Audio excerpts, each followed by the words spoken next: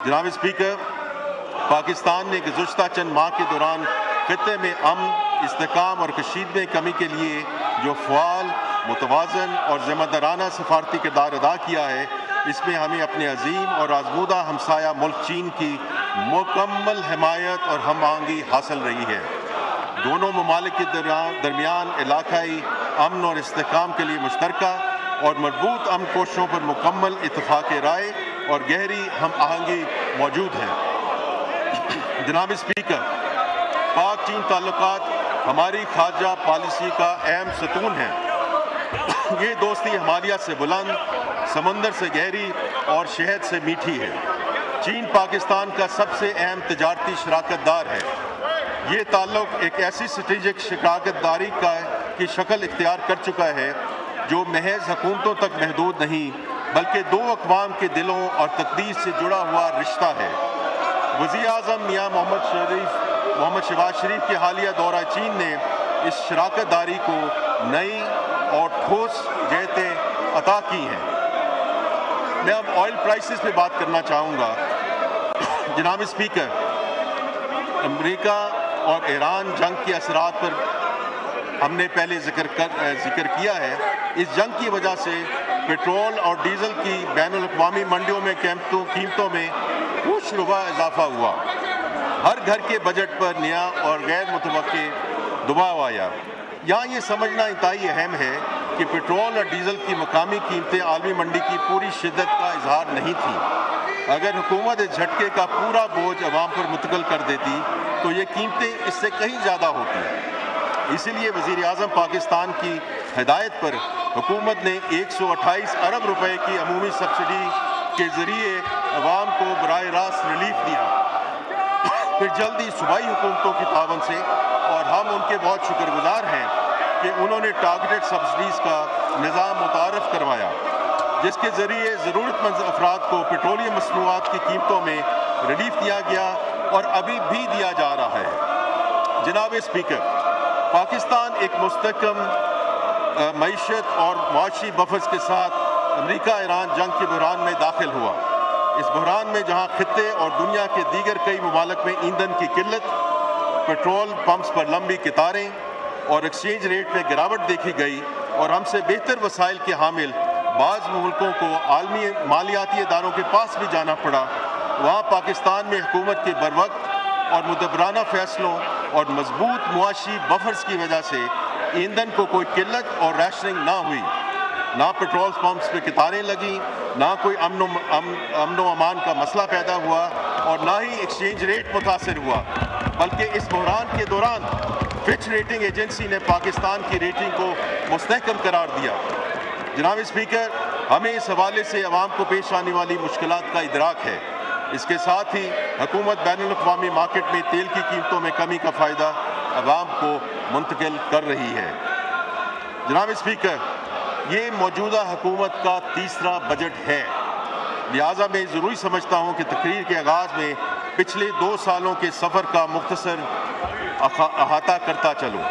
ہم نے یہ سفر ایک مشکل مقام سے شروع کیا۔ وزیر اعظم پاکستان کی قیادت میں موجودہ حکومت نے انتھک محنت سے حالات پر قابو پایا ہے اور کئی اہم اور دور رس نتائج کی حامل معاشی کامیابیاں حاصل کی ہیں۔ 2 درج ذیل ہیں۔ اللہ تعالیٰ کے فضل و کرم سے موجودہ مالی سال میں سیلاب سے ہونے والے نقصانات اور امریکہ ایران جنگ کے باوجود ہماری معاشی شرح نمو 3.7% تک پہنچ چکی ہے۔ ہماری بڑی صنعتوں کی پیداوار صلاحیت بڑھ رہی ہے۔ اس مالی سال میں لارج اسکیل مینوفیکچرنگ کی شرح نمو 6.1% تک رہی ہے، جبکہ خدمات کے شعبے میں 4.1% شرح نمو سامنے آئی ہے۔ ایل ایس ایم اور خدمات کے شعبوں کی شرح نمو پچھلے 4 سالوں کی بلند ترین سطح پر ہے۔ الحمدللہ ہماری معیشت کا حجم 452 ارب ڈالر تک پہنچ چکا ہے، جو ہماری معیشت کا ایک نیا سنگ میل ہے۔ جی ڈی پی کے حجم میں اضافے کی وجہ سے ہماری فی کس آمدن پچھلے سال کے 1,751 ڈالر سے بڑھ کر 1,901 ڈالر ہو گئی ہے۔ پچھلے 2 سالوں میں پالیسی ریٹ میں تاریخی کمی واقع ہوئی اور یہ شرح 22% سے کم ہو کر 11.5% پر آ گئی ہے۔ ہمارے زرع مادہ کے ذخائر میں بھی نمایاں بہتری آئی ہے. یہ 3 سال قبل $4 ارب سے کم تھے اور جو اب بڑھ کر $17 ارب سے زائد ہو چکے ہیں، جو کہ تقریباً 3 مہینوں کی درآمد کے لیے کافی ہیں. ترسیلات سے زر بھی نئی بلندیوں کو چھو رہی ہیں. پچھلی مالی سال کے $38 ارب کے مقابلے میں اس مالی سال کے پہلے 11 ماہ میں ترسیلات کا حجم $38 ارب تک پہنچ چکا ہے. انشاءاللہ اس سال بھر کی ترسیلات $41 ارب سے تجاوز کر جائیں گی، جو کہ ہماری تاریخ کی بلند ترین سطح ہوگی. ABR کی ٹیکس ٹو GDP شرح مالی سال 22-23 میں 8.5% سے بڑھ کر 10.3% تک پہنچ چکی ہے. یعنی صرف 3 سالوں میں ملکی معیشت کے تناسب سے ٹیکسوں کی شرح میں تقریباً 2% کا نمایاں اضافہ ہوا ہے. ان اقدامات کے نتائج ہمارے مالیاتی استحکام میں بھی نمایاں نظر آتے ہیں. ہمارا مالیاتی خسارہ جون 2023 میں GDP کا 7.8% تھا. موجودہ مالی سال کے اختتام میں یہ 4% تک آ جائے گا. 2 سال قبل ہماری پرائمری بیلنس میں GDP کے 0.7% کے برابر خراج درپیش تھا. موجودہ مالی سال میں ہم پرائمری بیلنس کو 1.6% کے سرپلس تک لے آئے ہیں. اس طرح پرائمری بیلنس میں GDP کے حساب سے 2.3% کی بہتری آئی ہے. پچھلے مالی سال میں افراط زر کی شرح گزشتہ سال کی 23.4% سے کم ہو کر 4.5% تک آ گئی تھی. موجودہ سال کے دوران بھی ایران امریکہ جنگ کے باوجود بھی مہنگائی کی اوسط شرح تقریباً 7% رہنے کی توقع ہے، جو کہ موجودہ مالی سال کے تخمینہ 7.5% سے کم ہے. حالیہ مہینوں میں افراط زر کی شرح میں اضافہ ہوا ہے، جس کی بنیادی وجہ مشرق وسطیٰ کی کشمکش ہے. انشاءاللہ جنگ کے بادل چھٹے تو مہنگائی کی شرح بھی کم ہو جائے گی. ہمارے معاشی اور مالیاتی استحکام کی وجہ سے ہماری معیشت پر عالمی ترقیاتی اور مالیاتی اداروں کا اعتماد بڑھا ہے اور دنیا کی بڑی ریٹنگ ایجنسی موڈیز، فچ اور S&P نے پاکستان کی ریٹنگز کو اپ گریڈ کیا، جس سے ہماری کریڈٹ ریٹنگ مستحکم ہوئی. جناب اسپیکر، اسی اعتماد کا نتیجہ ہے کہ پاکستان 2022 کے بعد پہلی مرتبہ بین الاقوامی بانڈ مارکیٹ میں واپس آیا. 4 سال میں پاکستان نے پہلی مرتبہ $750 ملین یورو بانڈ کا کامیابی سے اجرا کیا. عالمی غیر یقینی صورتحال کے باوجود ہماری بانڈز کی طلب مستحکم رہی. اس کا تسلسل ہمیں پچھلے ماہ نظر آیا جب پاکستان نے پاک چین سفارتی تعلقات کی 75ویں سالگرہ کے موقع پر ملکی تاریخ کا پہلا پینڈا بانڈ جاری کیا، جس کی مانگ ہماری پیشکش سے 5 گنا زیادہ تھی. یہ 2.5% مارکہ پر جاری کیا گیا. اس طرح پاکستان دنیا کے دوسرے بڑی معاشی نظام کا حصہ بن گیا. جناب اسپیکر، معاشی بہتری کے پاکستان اسٹاک ایکسچینج پہ بھی مثبت اثرات مرتب ہوئے ہیں. اس بہتری کے پیچھے پاکستان کے کارپوریٹ شعبے کی بہتر کارکردگی ہے. کارپوریٹ شعبے نے جنوری-مارچ 2026 میں پچھلے سال کے اسی عرصہ کے مقابلے میں 22% زیادہ منافع حاصل کیا، جبکہ موجودہ مالی سال کے پہلے 9 ماہ میں یہ منافع 9% رہا ہے. اس کے ساتھ ساتھ پاکستان اسٹاک ایکسچینج میں سرمایہ کاروں کی تعداد میں پچھلے 1 سال میں 1,73,000 نئے سرمایہ کاروں کا ریکارڈ اضافہ ہوا ہے. خوش آئند بات یہ ہے کہ نئے سرمایہ کاروں میں ایک بڑی تعداد نوجوانوں پر مشتمل ہے. اس سال میں اب تک 11 IPOs کا اجرا ہو چکا ہے، جو کہ پچھلی 2 دہائیوں میں ایک سال میں سب سے زیادہ تعداد ہے. اسی طرح SEC پہ بھی 39,000 نئی کمپنیوں کا اندراج ہوا ہے. دنیا کی بڑی کمپنیاں جیسے گوگل، ویون، BYD، ارامکو، علی بابا گروپ، AD پورٹس، رقمی، مشرق اور ٹرکش پیٹرولیم پاکستان میں سرمایہ کاری کر رہی ہیں.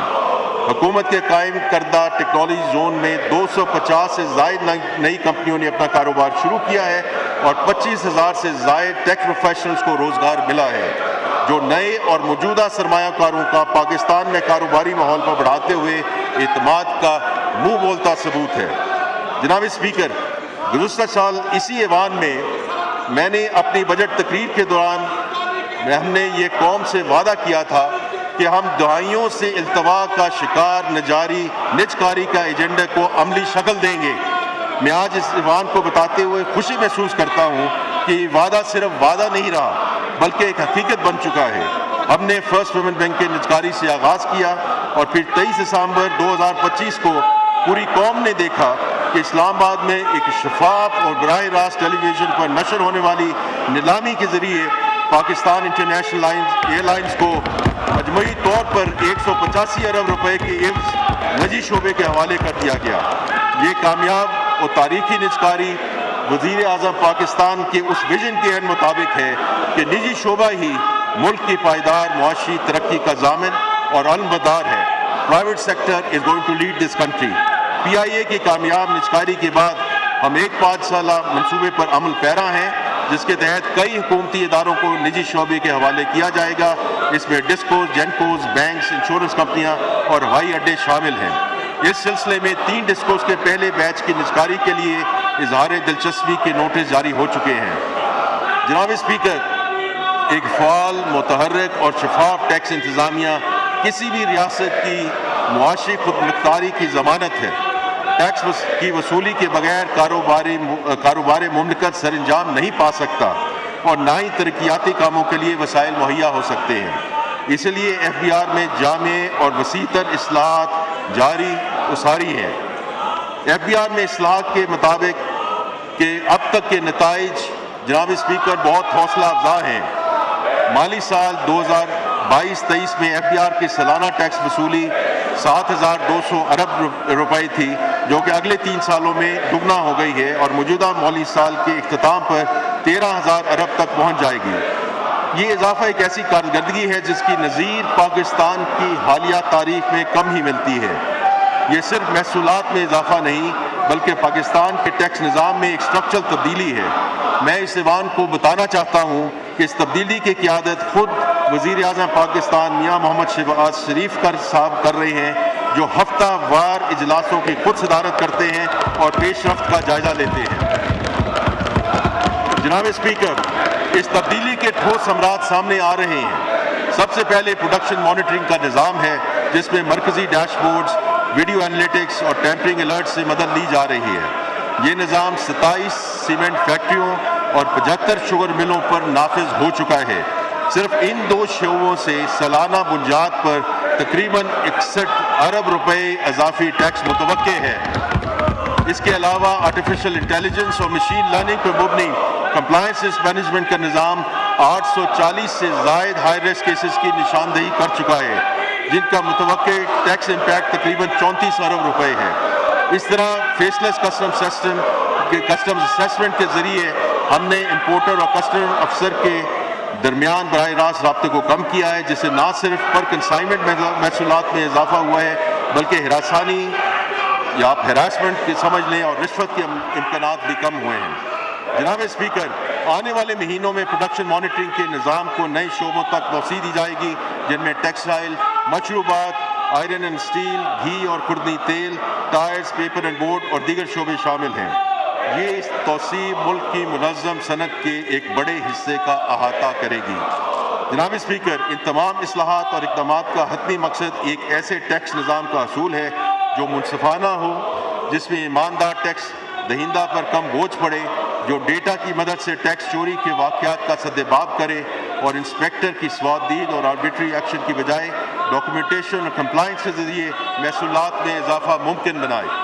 ہماری یہ کاوش محض زیادہ ٹیکس کے حصول کا ذریعہ نہیں بلکہ ریاست اور شہری کے درمیان اس بنیادی سماجی رشتے کی تجدید ہے، جس میں شہری کا ریاست پر اعتماد بحال ہو اور ریاست شہری کی محنت کا احترام کرے۔ یہی وہ بنیاد ہے جس پر پاکستان کے مستقبل کی پوری معیشت کھڑی ہوگی انشاءاللہ۔ جناب اسپیکر، پاکستان کی معاشی ترقی اس وقت تک ادھوری ہے جب تک معیشت کی برکات ہر اس گھرانے، ہر اس کسان، ہر اس چھوٹے کاروبار اور ہر اس نوجوان اور خاتون تک نہیں پہنچ جاتی جنہیں روایتی بینکاری نظام نے ہمیشہ نظر انداز کیا ہے۔ ہم نے وزیر اعظم پاکستان کی رہنمائی میں نجی شعبے کے تعاون سے ان طبقات کو قرضے فراہم کرنے کا قدم اٹھایا ہے۔ اس حکمت عملی کے تحت 5 اہم اسکیمیں متعارف کرائی جا چکی ہیں، جن کی تفصیلات میں اس معزز ایوان کے سامنے پیش کرنا چاہتا ہوں۔ نمبر 1، سب سے پہلا منصوبہ زرخیزی کے نام سے شروع کیا گیا ہے، جس کے ذریعے 7,50,000 چھوٹے کسانوں کو بلا ضمانت مکمل طور پر ڈیجیٹل عملے کے ذریعے 300 ارب کے قرضہ جات فراہم کیے جا رہے ہیں۔ اسی سلسلے کی دوسری اسکیم وزیر اعظم کا اپنا گھر پروگرام ہے۔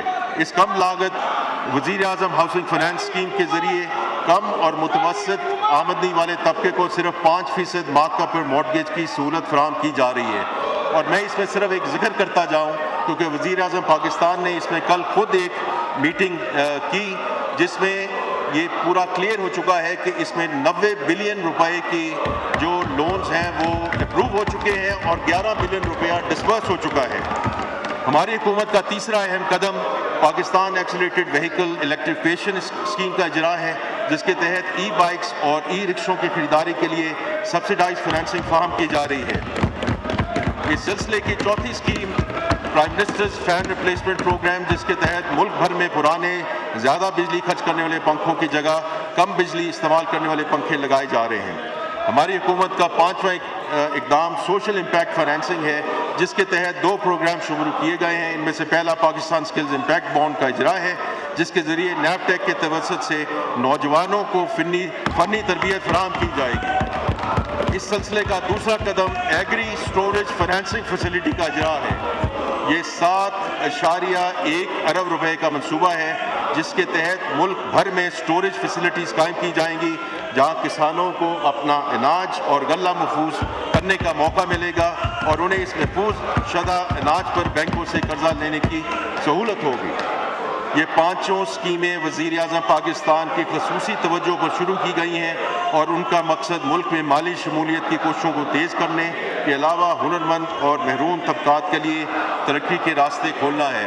میں اس معزز ایوان کو یہ کہنا چاہتا ہوں کہ these schemes are not in design phase, they are in execution and we are inshallah جیسے ہم اگلے سال میں جاتے ہیں these schemes are going to be even further accelerated as we go inshallah into the next fiscal year۔ جناب speaker, digital Pakistan اور مالی شمولیت کے ایجنڈا پر نمایاں پیش رفت ہوئی، جس کے نتیجے میں بینکنگ یوزرز میں اضافہ ہوا، ڈیجیٹل ٹرانزیکشنز میں تیزی آئی اور کیش لیس اکانومی کے فروغ کی بنیاد مضبوط ہوئی۔ پچھلے سال کے 5 لاکھ کے مقابلے میں 16,70,000 تاجر ڈیجیٹل پیمنٹ کے نظام سے جڑ چکے ہیں۔ اسی طرح ڈیجیٹل بینکنگ کی سہولت سے استفادہ کرنے والے صارفین کی تعداد 95 ملین سے بڑھ کر 133 ملین تک پہنچ چکی ہے۔ سالانہ ڈیجیٹل ٹرانزیکشنز کی تعداد 6.9 ارب سے بڑھ کر 10.1 ارب ہو چکی ہے۔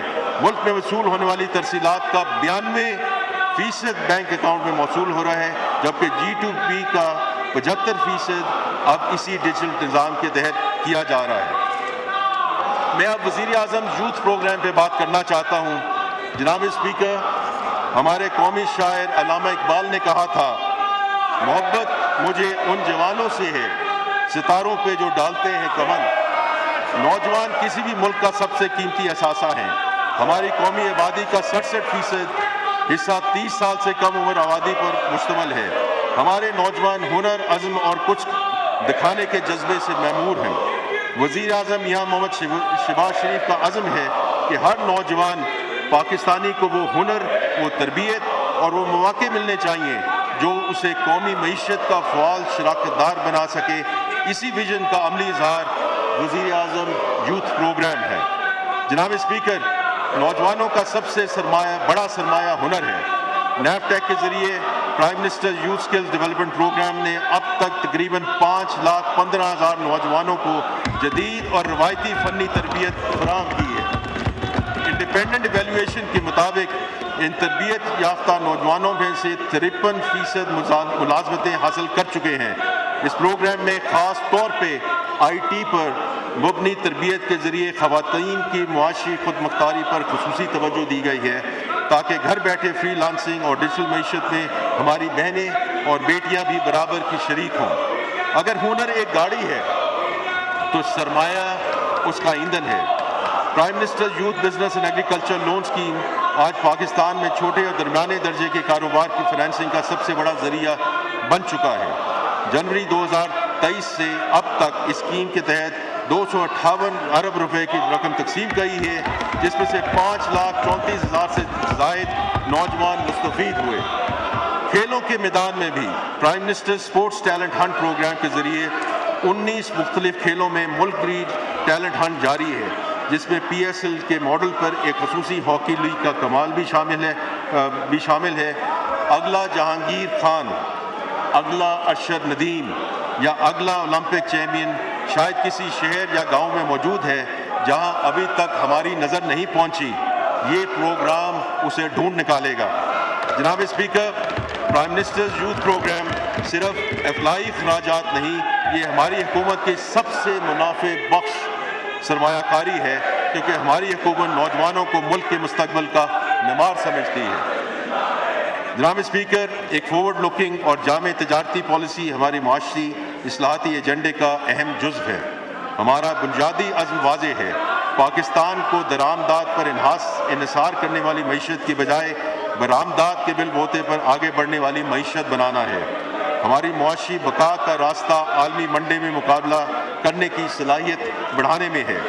جناب اسپیکر، برآمدات کو فروغ دینے کے لیے حکومت نے کاروبار کی لاگت کم کی، ایکسپورٹ انکم پر عائد 0.25% ایکسپورٹ ڈیولپمنٹ سرچارج کو مکمل طور پر ختم کر دیا گیا۔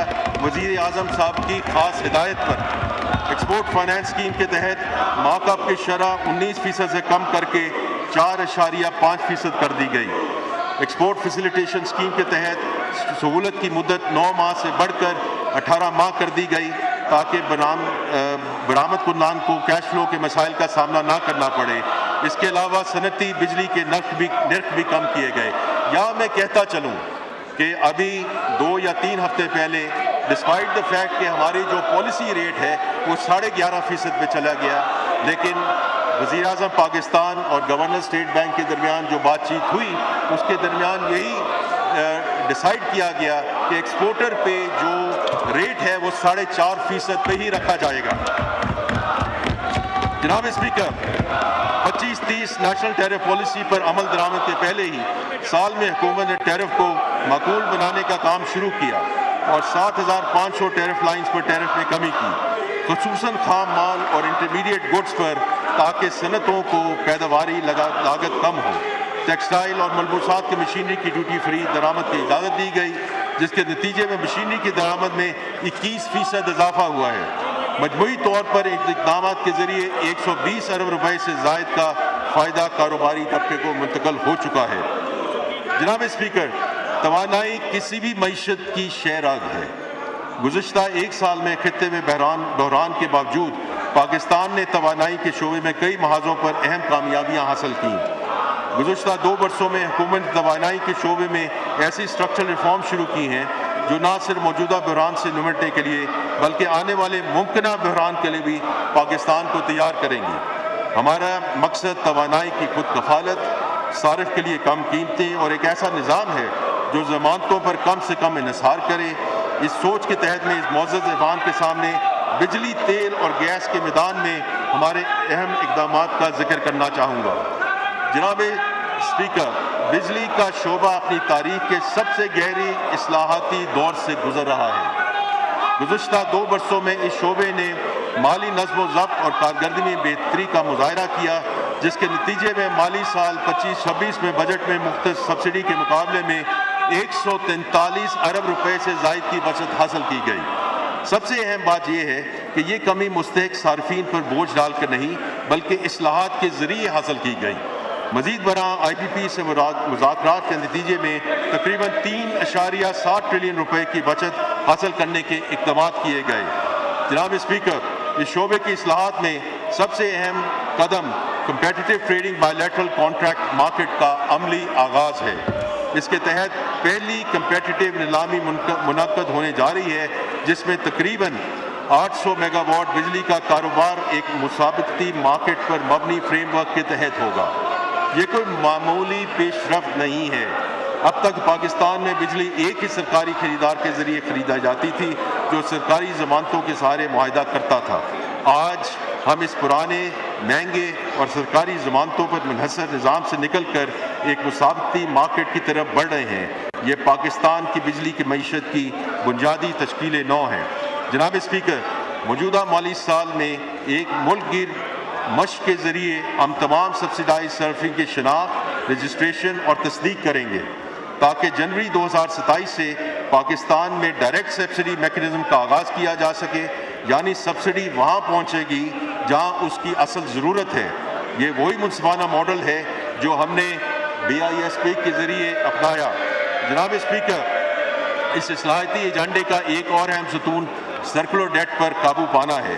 مجھے اس ایوان کو بتاتے ہوئے اطمینان ہے کہ موجودہ مالی سال میں بجلی کے شعبے میں سرکولر ڈیٹ کی نیٹ زیرو ایکومولیشن حاصل کی گئی، یعنی اس سال اس بوجھ میں کوئی اضافہ نہیں ہوا، جبکہ سرکولر ڈیٹ کے سٹاک میں 1225 ارب روپے کی لون سیٹلمنٹ پہ پیش رفت ہوئی۔ ساتھ ہی NTDC کی اسٹرکچرل ریفارمز بھی جاری ہیں، جن کے تحت ترسیل، سسٹم آپریشن اور مارکیٹ آپریشن کے فنکشنز کو الگ الگ کیا جا رہا ہے۔ جناب اسپیکر، LNG کے حوالے سے ایک اہم پیش رفت کا ذکر کروں گا۔ پاکستان نے ایک جامع ریسرچ کے بعد قطر اور اٹلی کے ساتھ اپنی طویل مدتی سیل اینڈ پرچیز ایگریمنٹس میں دوبارہ بات چیت کی اور سال 2026 کے لیے 35 LNG کارگوز کی کمی پر اتفاق کیا۔ اس ایک فیصلے کی بدولت ہمیں تقریباً 1.2 ارب امریکی ڈالر زر مبادلہ کی بچت ہوگی۔ یہ اسی کاوش کا نتیجہ ہے کہ گزشتہ 11 مہینوں میں صارفین کے گیس کے بل میں کوئی اضافہ نہیں ہوا۔ جناب اسپیکر، ایران امریکہ جنگ کے پیش نظر ہم نے مقامی گیس کی پیداوار بڑھانے پر بھی توجہ مرکوز کی۔ مارچ 2026 کے بعد ہماری تیل کی تلاش کی کمپنیوں نے قومی نظام میں تقریباً 100 MCC FD اضافی گیس شامل کی، جس نے بجلی کی پیداوار میں شارٹیج کو نمایاں طور پہ کم کیا۔ ہم نے کھاد کی پیداوار کو ایک لمحے کے لیے بھی رکنے نہیں دیا۔ ملک کے 10 کھاد کارخانوں کو گیس کی مسلسل فراہمی یقینی بنائی گئی۔ اسی طرح LNG پر کام کرنے والے پلانٹس کے لیے بھی گیس مختص کی گئی۔ جناب اسپیکر، حکومت نے تیل اور گیس کے دریافت کے درمیان بھی اہم کامیابی حاصل کی ہیں۔ پاکستان نے 20 سال بعد آف شور لائسنسی کے 24 بلاکس قومی اور بین الاقوامی ENP کمپنی کو الاٹ کیے ہیں۔ یہ پاکستان کی آف شور آئل اینڈ گیس ایکسپلوریشن کی تاریخ کا سنگ میل ہے۔ قابل ذکر بات یہ ہے کہ برادر ملک ترکیہ کی قومی تیل کمپنی TPAO نے پاکستانی کمپنیوں کے ساتھ شراکت داری کے ذریعے ہمارے آف شور سیکٹر میں قدم رکھا ہے۔ مالی سال 25-26 کے دوران ENP شعبے میں سرمایہ کاری 1 ارب ڈالر سے تجاوز کرنے کی توقع ہے۔ اس عرصے میں 17 نئی تیل اور گیس کی دریافتیں ہوئیں، جن سے مقامی پیداواری استعداد میں 108 MMC FD گیس اور تقریباً 16,000 بیرل یومیہ تیل کا اضافہ ہوا، جبکہ پروڈکشن میں اضافہ کے ذریعے مزید 229 MMC FD گیس اور 13,000 بیرل تیل قومی نظام میں شامل ہوا۔ جناب اسپیکر، معدنیات کے شعبے میں ہمارا فلیگ شپ منصوبہ ریکوڈیک اس سال فائنینسنگ اور امپلیمنٹیشن کی کئی اہم سنگ میل عبور کر چکا ہے۔ ہم اس منصوبے کی بروقت تکمیل کے لیے پرعزم ہیں۔ جناب اسپیکر، میں اب انفارمیشن ٹیکنالوجی اور ٹیلی کمیونیکیشن پر بات کرنا چاہتا ہوں۔ پاکستان میں انفارمیشن ٹیکنالوجی کا شعبہ تیزی سے ترقی کر رہا ہے۔ یہ شعبہ ملک کی ترقی اور ایکسپورٹ بڑھانے میں نہایت اہم کردار ادا کر رہا ہے۔ گزشتہ ایک سال میں شعبے میں کئی اہم کامیابیاں حاصل ہوئیں، جس کی تفصیل درج ذیل ہے۔ IT کے شعبہ کی برآمدات میں 20% سے زائد کی سالانہ شرح نمو سے بڑھ رہی ہیں۔ اس سال یہ برآمدات 4.5 ارب ڈالر تک پہنچنے کی توقع ہے۔ اس طرح یہ شعبہ برآمدات میں اضافے کے اعتبار سے سب سے تیزی سے بڑھنے والے شعبوں میں سے ایک ہے۔ اس سال مارچ میں 5G اسپیکٹرم کی کامیابی سے نیلامی کی گئی، جسے دنیا کے سب سے بڑی اسپیکٹرم نیلامیوں میں شمار کیا جا رہا ہے۔ اس کے ذریعے 5 شہروں میں 5G سروس شروع ہو چکی ہے۔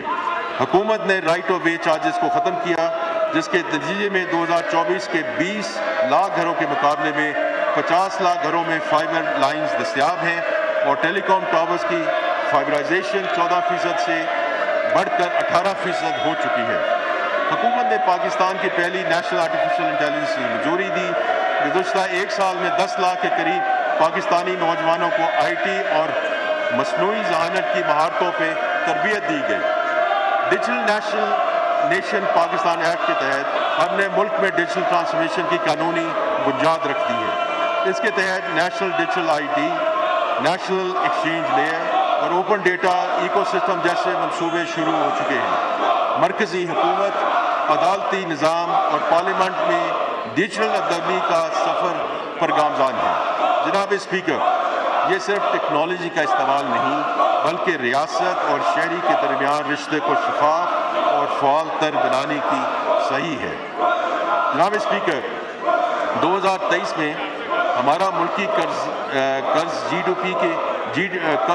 Date to G D P 75% کے برابر تھا، جو پچھلے مالی سال میں کم ہو کر 70.7% اور اس سال مزید کم ہو کر تقریباً 68.5% کی سطح تک آ چکا ہے۔ یہ پیش رفت ایک منظم medium term debt management strategy پر عمل درآمد کا نشانہ ہے۔ گزشتہ 2 سالوں میں حکومت نے 4,900 ارب روپے کا قرض قبل از وقت واپس کیا یا سستے قرض سے تبدیل کرتے ہوئے اپنا بوجھ کم کیا۔ ہم نے سرمایہ کاروں اور مصنوعات کی ڈائیورسفیکیشن کو خاص ترجیح دی ہے، خاص طور پہ انشورنس سیکٹر کے لیے طویل مدتی زیرو کوپن بانڈ کا اجرا کیا اور شرعیہ اصولوں کے مطابق فنانسنگ کا حصہ بڑھایا گیا، جبکہ بین الاقوامی سطح پر مختلف بانڈز کے اجرا کے ذریعے سرمایہ کاری کی بنیادوں کو وسعت دی ہے۔ ہمارا مقامی قرض کا ایوریج ٹائم ٹو میچورٹی 2024 میں 2.8 سال تھا، جو اب مئی 2026 میں بڑھ کر 3.8 سال ہو گیا ہے، جس سے اس قرض کے ری فنانسنگ رسک میں نمایاں کمی ہوئی ہے۔ ٹیلی کام کمپنیوں کے ڈیجیٹل والیٹس کے ذریعے عوام کو حکومتی بانڈز میں براہ راست سرمایہ کرنے کے لیے مواقع فراہم کر رہے ہیں، اور انشاءاللہ اگلے ہم ہفتے سے 2 ہفتے میں اس کا ایک عملی پلان بھی دیکھیں گے اور اس کی ہم انوگریشن کرنے جا رہے ہیں۔ ان تمام اقدامات کا مقصد یہ ہے کہ ملکی قرض آنے والے برسوں میں نہ صرف کم ہو بلکہ زیادہ متنوع، سستا اور مزید مستحکم بنیادوں پر استوار ہو۔ اب میں SIFC کا ذکر کرنا چاہتا ہوں، جو پاکستان میں سرمایہ کاری میں فروغ کا ایک اہم انیبلر بن چکا ہے۔ گزشتہ 1 سال SIFC نے 12 مختلف شعبوں میں متعدد مقامی اور بین الاقوامی سرمایہ کاری منصوبوں کو سہولت فراہم کی۔ ان اقدامات کے ٹھوس نتائج واضح ہیں۔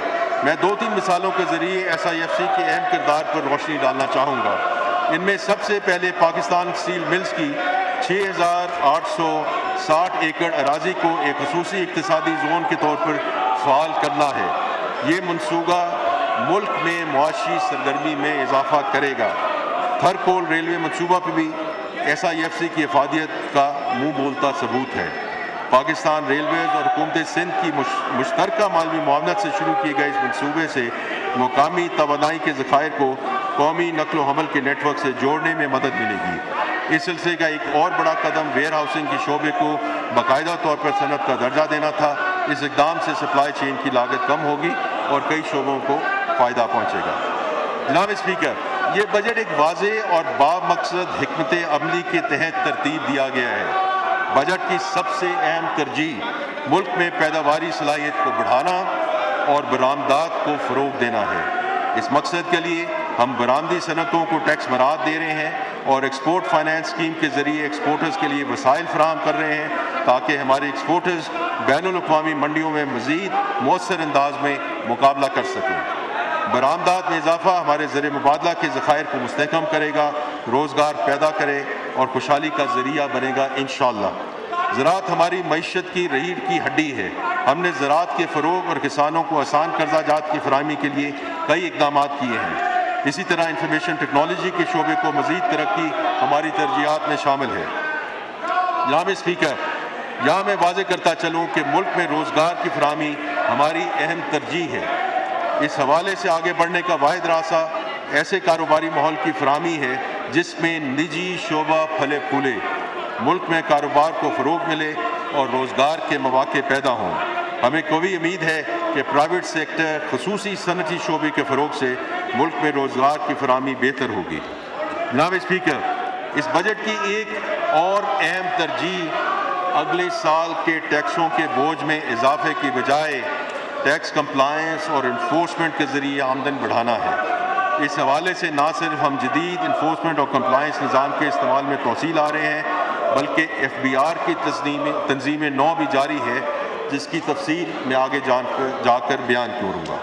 جناب اسپیکر، خطے کی غیر یقینی صورتحال اور ملکی دفاع کو ناقابل تسخیر بنانے کے لیے دفاعی شعبے کے بجٹ میں خاطر خواہ اضافہ کیا گیا ہے۔ بجٹ 26-27 میں ایک اہم ترجیح نوجوانوں کو ہنرمند بنانا اور ضروری وسائل کی فراہمی کو یقینی بنانا ہے تاکہ وہ اپنے لیے روزگار پیدا کر سکیں اور ملک کی ترقی میں حصہ ڈال سکیں۔ ملک کے کم آمدنی والے طبقے کے لیے بے نظیر انکم سپورٹ پروگرام کی وساطت سے وسائل کی فراہمی میں اضافہ کیا جا رہا ہے۔ اسی طرح دانش اسکول نیٹ ورک کو بھی توسیع دی جا رہی ہے تاکہ کوئی ذہین بچہ وسائل کی کمی کی وجہ سے تعلیم حاصل کرنے سے محروم نہ رہے۔ بجٹ میں خیبر پختونخوا کے نئے ضم شدہ اضلاع گلگت بلتستان اور آزاد جموں کشمیر کے لیے بھی خاطر خواہ رقم مختص کی گئی ہے تاکہ وہاں بھی عوامی سہولیات کی فراہمی کو بہتر کیا جائے۔ جناب اسپیکر، اب میں مالی سال 26-27 کے بجٹ کے اہم خد و خال پیش کرتا ہوں۔